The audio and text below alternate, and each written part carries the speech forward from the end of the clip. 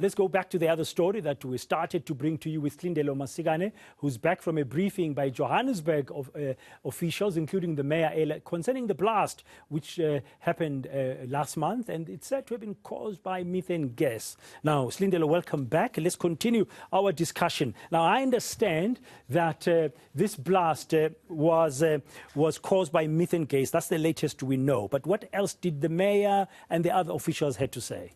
So that's what we understand from the forensic investigations that have been taking place over the past couple of weeks. So the gas, you would remember that there was a lot of speculation around what type of gas it is, who's to blame, and it just seems as though the investigations have revealed that there isn't necessarily anyone to blame if you want to look at it in the sense that the city itself is quite old, its infrastructure is quite old, and it seems to have been neglected in terms of the infrastructure underground. So what we know is that these tunnels underground are about 40 years old, and methane is the type of gas that is produced naturally. And what happens underground is that when this kind of gas is produced, it needs to be released somehow, and the only way to release methane is up. So what has happened is that over the past couple of years, couple of decades, is that we've seen development on our surface infrastructure. So for example, our roads, right, where you would have found 2 lanes, you now have 4. That means that the pavements, which were originally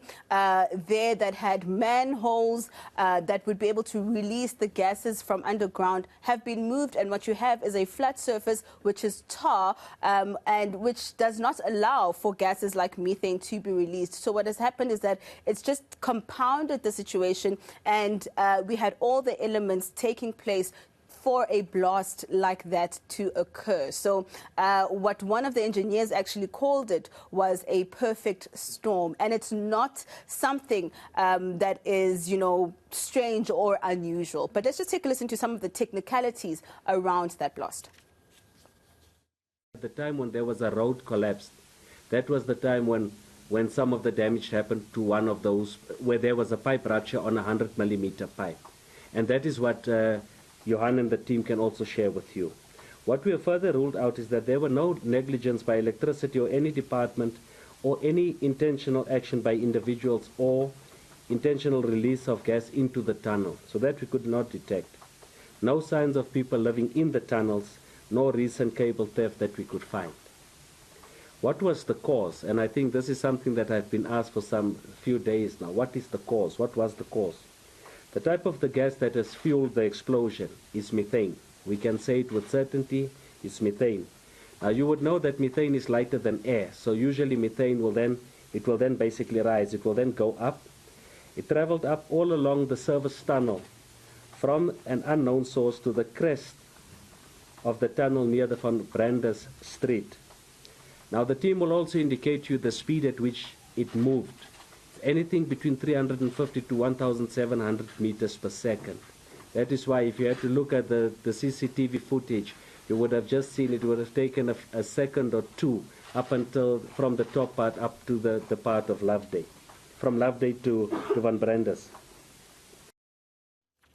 Okay, now this seems like to have been something that was occurring naturally and building up over time, and methane building up in that tunnel until it had nowhere to go except up. And to go up, it had to explode, so to speak. So where else in the world has this happened? It's certainly not unique to South Africa. It's happened in places such as New York. It's happened in South America. It's happened in China. That is why you're even seeing so much interest in what has occurred in Johannesburg. We're seeing academics, we're seeing experts, engineers really trying to unpack this kind of an occurrence and seeing exactly what needs to happen in order to prevent this in future. It is something that is preventable. One of the things we were talking about is that in South Africa, or should I say in Johannesburg in particular, we have an issue around cable theft, we have an issue around manhole covers being stolen. And what has happened in Johannesburg is that the city has actually welded in these manhole covers, meaning that the gases that are being produced underneath still don't have a way to be released. And you would notice in some movies, or perhaps if you've been in New York,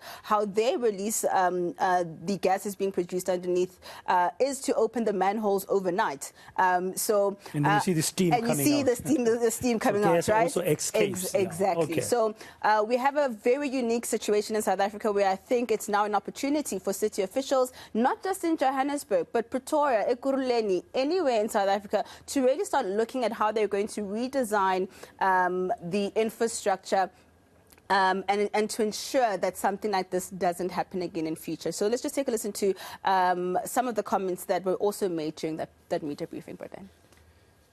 These incidents happen all over the world. I'll just show a picture of where it happened in 1969 in New York, where 6 blocks were also blown up by a similar thing. It happened earlier this year in Venezuela. It happened in China. A 5-kilometer pipeline was actually exploding with methane gas. So methane gas, although it's very useful, also at low quantities is also very dangerous. So that is why it is a common occurrence, and that's why it is international interest that we learn from each other. We source from international sources who have actually worked on this before, and we are connected to that because we also do international work. Thank you very much, Silindile Maseko, with that update. And we understand 178 million rand is going to be needed to redesign the whole tunnel system of Johannesburg. Now, still